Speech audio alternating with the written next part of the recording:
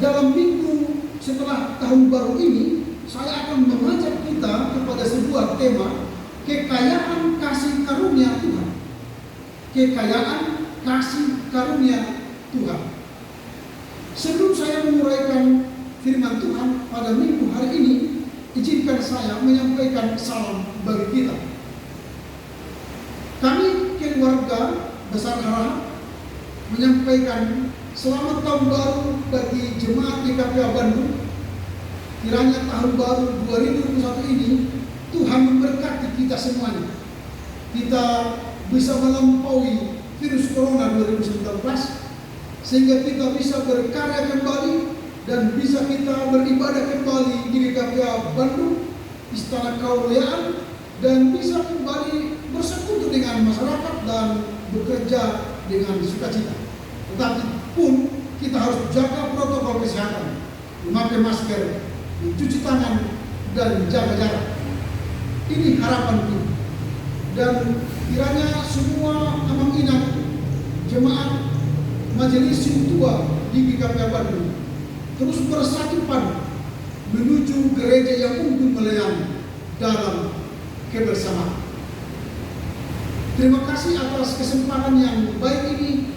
Saya boleh menyampaikan dan berbagi tentang firman Tuhan bagi jemaat walau kita berjauhan jaraknya. Dalam minggu yang pertama setelah tahun baru ini, kita akan mengulas bagaimana kekayaan kasih karunia Tuhan yang akan mengawali arah-arah perjalanan kita di tahun 2021. Ada banyak kekayaan yang luar biasa di dalam hidup kita di dunia ini. Tetapi sering sekali kekayaan itu tersembunyi dan tidak kita lihat. Bahkan secara umum kekayaan itu bersifat lahiriah saja, sementara. Tetapi kekayaan yang bersifat tahan uji dan tahan lama itu tidak dilihat. Misalnya saja, kita memiliki rumah, memiliki kendaraan, baik motor, mobil, sepeda, atau kita memiliki uang deposito, atau kita memiliki tanah, perkebunan, sawah, ladang. Itu kekayaan yang lahiriah, yang bisa terlihat secara kasat mata. Tetapi kekayaan yang tak terlihat ialah firman Tuhan, keselamatan, penebusan Tuhan, penyertaan Tuhan. Itu tidak bisa kita lihat. Hal inilah yang akan kita bahas dalam minggu ini. Bagaimana kekayaan ilahi, kekayaan kasih karunia Tuhan yang akan menyertai perjalanan kita di 2021. Kalau kita disertai dengan kekayaan yang lahiriah, itu bisa hilang. Rumah bisa terbakar, mobil, kendaraan bisa dicuri, ladang sawah bisa diporak-porandakan batu, dan sebagainya. Tetapi ketika kita punya kekayaan yang tak terlihat, keselamatan, anugerah, keselamatan, penebusan Tuhan, maka itu tidak bisa hilang. Itu akan kita bawa. Ketika kita di dunia, kita memilikinya. Dan ketika kita masuk ke surga kekekalan, kita pun akan terus memilikinya. Kalau kita mengejar kekayaan dunia, kita akan sering khawatir, sering tidak punya banyak. Ketika kita tidak punya rumah, ingin khawatir mau punya rumah. Ketika kita tidak punya kendaraan, khawatir terlambat, khawatir kena hutang, maka kita berusaha mencari uang untuk membeli kendaraan. Ketika kita tidak punya makanan, kita khawatir mati, maka kita bekerja keras untuk mencari makanan supaya makan. Ada kekhawatiran. Ketika kita kuliah, kita khawatir tidak tamat, maka kita belajar supaya tamat. Ketika kita sudah tamat, kita khawatir tidak punya pekerja, maka kita mencari pekerjaan. Ketika sudah lumayan umurnya, khawatir tidak punya jodoh, maka dia menikah. Jadi kekhawatiran itu tidak akan pernah berhenti kalau kita khawatir secara dunia. Artinya kita mencari kekayaan lahiriah, maka kekhawatiran kekhawatiran akan terus-menerus berada dalam kehidupan kita. Karena supaya kekhawatiran ini tidak begitu menonjol bagi kita, seimbangkanlah dengan mencari kekayaan yang tak kelihatan ini. Ketika kita sudah merasakan selamat, sudah berada bersama Tuhan, maka kekhawatiran kita satu persatu akan gugur, akan hilang. Kalau kita tidak punya rumah, kita merasa senang karena ada Tuhan yang menaungi kita. Kalau kita tidak punya kendaraan, ada Tuhan yang bersama kita, menyertai kita di kala perjalanan. Kalau kita sedang studi, ada Tuhan bersama kita, kita akan belajar dengan sungguh-sungguh. Inilah kekayaan karunia Tuhan. Tidak bisa dilihat, tapi bisa dirasakan. Inilah kekayaan kasih karunia yang akan kita pakai dalam menjalani kehidupan kita di sepanjang 2021. Ini kita masih masuk pada hari ketiga. Semoga kita bersemangat sama semangat di tahun baru, sampai akhir tahun ini pun kita bersemangat. Pertanyaan kita sekarang ialah, siapakah sumber kekayaan ilahi itu? Tentu jawabnya hanya satu. Sumber kekayaan ilahi itu ialah Yesus Kristus. Yesus Kristuslah sumber berkat yang tak kelihatan tadi. Yesus Kristuslah yang menjadi sumber kekuatan kita, yang memberi kekuatan baru di kala kita bangun, yang memberi kita kesembuhan di kala kita sakit, yang memberi kita kekuatan di kala kita lemah, yang memberi kita harapan di kala kita mulai putus asa. Yesus adalah sumber kehidupan dan sumber kekayaan ilahi. Itu sebab Allah memberikan anak yang tunggal ke dunia ini supaya kita mendapatkan karunia itu, karunia ilahi itu sebagai sumber kasih karunia itu. Maka terimalah Yesus di dalam kehidupan kita. Undanglah Dia dalam kehidupan kita, dalam keluarga kita. Undanglah Dia dalam perjalanan kita memulai 2021 hingga akhirnya. Inilah yang penting bagi kita sekarang, bahwa sumber dari kekayaan ilahi itu ialah Yesus. Jadi kalau kita dekat dengan sumber kekayaan ilahi itu, maka Dia akan terus-menerus mensuplai kita kekuatan baru, keselamatan, penebusan, dan pertolongan. Artinya, sumber keselamatan ini adalah merupakan sebuah kesempatan bagi kita untuk menjalin hubungan dengan Dia, untuk terus berkomunikasi dengan Dia, untuk terus mendekat dengan Dia, supaya kekuatan kita menjalani 2021 ini tiada habis-habisnya. Ini yang pertama, poin penting yang mau kita lihat. Siapakah sumber kekayaan ilahi? Dialah Kristus Yesus. Pertanyaan kita selanjutnya ialah, apakah kekayaan kasih karunia Tuhan yang diberikan kepada kita? Apa rupanya kekayaan kasih karunia Tuhan yang diberikan kepada kita semua? Apa? Akan kita pelajari dari teks ini.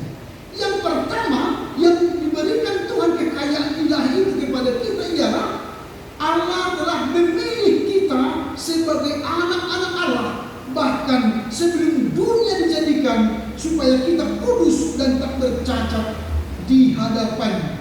Berarti yang pertama, Allah memilih kita, memilih warga jemaat GKPA Bandung menjadi anak-anak Allah. Supaya apa? Supaya kita menjalani 2021 ini tidak bercacat, supaya kita kudus, supaya kita mampu menjalani kehidupan kita dengan sukacita.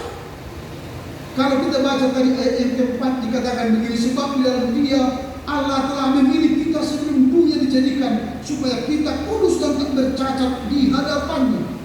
Pemilihan Tuhan itu bukan karena kehebatan jemaat GKPA Bandung, tetapi itu kasih karunia Tuhanlah yang memilih kita. Tuhanlah yang menjadi inisiatif Kalau kita baca di Yohanes 15 ayat 16 berkata begini, bukan kamu yang memilih aku, tetapi akulah yang memilih kamu. Jadi Tuhan yang memilih kita untuk apa? Untuk menjalani 2021 dengan hidup kudus dan tak bercacat. Hidup kudus dan tak bercacat. Hidup kudus maksudnya apa? Kita berada dalam kekudusan, terhindar dari kenajisan, tidak ternodai hawa nafsu, tidak cemar dengan keinginan daging. Tidak bercatat berarti sesuatu yang kita lakukan, baik pekerjaan di rumah, di gereja, di masyarakat, di kantor, di masyarakat, di wira swasta dan sebagainya, kita memberi yang terbaik, menolong, bahkan memberi solusi. Itu tak bercacat. Itu yang pertama. Kekayaan karunia yang pertama ialah kita dipilih menjadi anak-anak Allah untuk melakukan perjalanan di 2021. Yang kedua, kekayaan ilahi yang akan ada pada kita diberikan oleh Yesus sebagai sumber kekayaan ilahi itu ialah kita beroleh penebusan. Manusia ini, kita ini adalah manusia berdosa. Walau tanggal 1 Januari kemarin kita sudah mengaku dosa di tengah-tengah keluarga, mengaku dosa kepada ayah ibu, mengaku dosa kepada saudara-saudara, salam-salaman, mohon maaf. Itu baru tanggal 1. Tanggal 2 sudah berdosa, tanggal 3 hari ini sudah berdosa. Artinya kita ini manusia yang lemah, yang saban hari jatuh ke dalam dosa. Kalau kita jatuh ke dalam dosa, itu berarti kita butuh untuk ditebus. Itulah Yesus. Maka dia menjadi penebus bagi kita. Ketika kita berdosa, kita ditebus. Itu kekayaan yang kedua. Kekayaan yang ketiga ialah Allah menyatakan rahasia kehendaknya kepada kita. Luar biasa. Coba kita baca ayat yang ke-9. Dikatakan begini, sebab ia telah menyatakan rahasia kehendaknya kepada kita. Jadi rahasia Allah itu diberikan kepada kita, kepada Amang Inang Jemaat GKPA Bandung, kepada kita. Kalau rahasia Allah sudah ada pada kita, wow, keren. Maka kita jangan ragu dan takut menjalani 2021 karena apa? Allah memberikan rahasianya kepada kita. Sebab di dalam Dia kamu telah menjadi kaya dalam segala hal, di dalam segala macam perkataan dan di dalam segala macam pengetahuan. 1 Korintus 1 ayat 5. Keren. Allah memberikan rahasia-rahasianya kepada kita supaya kita menjadi kaya dalam segala hal, dalam pemikiran, dalam perkataan, dalam tindakan, dan dalam karya-karya kita. Yang keempat, kekayaan ilahi apa yang akan kita dapat dalam tahun 2021 dari Kristus Yesus? Kita dimeteraikan oleh Roh Kudus. Ayat yang ke-13 dikatakan begini, di dalam Dia kamu juga, karena kamu telah mendengar firman dan kebenaran Injil keselamatanmu, di dalam Dia kamu juga, ketika kamu percaya, dimeteraikan dengan Roh Kudus yang dijanjikannya. Dimateraikan. Allah memateraikan janjinya kepada kita. Allah berkata, aku akan menyertai kamu hingga akhir zaman. Maka jika Allah berjanji dimateraikan oleh Roh Kudus, maka 2021 Tuhan Yesus menyertai saudara-saudara, menyertai saya, menyertai usahamu, menyertai studimu, menyertai anak-anakmu, menyertai kehidupan. Maka jangan ragu, ketika kita bersama Tuhan Yesus, kita memiliki kekayaan ilahi yang tak kelihatan. Bagi siapakah kekayaan ini diberikan? Tentu jawabnya ialah bagi orang-orang yang percaya dan menerima Kristus. Orang yang percaya tapi tidak menerima Kristus tidak memiliki kekayaan rohani. Tapi orang percaya terima Kristus sebagai Tuhan itu selamanya, kepada Dialah diberikan kekayaan kasih karunia itu. Karena terimalah Yesus, akuilah Dia sebagai Tuhan dan Juru Selamatmu secara pribadi, secara keluarga, maka yakinlah 2021 akan kita jalani dengan suatu keberhasilan dan sukacita. Apa yang hendak kita renungkan dari firman Tuhan? Yang pertama, fokuslah mencari kekayaan ilahi. Fokus mencari kekayaan ilahi.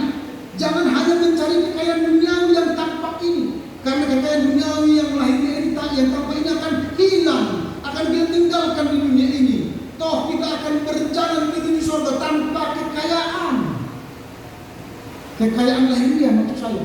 Tetapi kekayaan rohaniah, kekayaan kasih karunia, penebusan, keselamatan, rahasia yang telah kita terima akan kita bawa ke surga.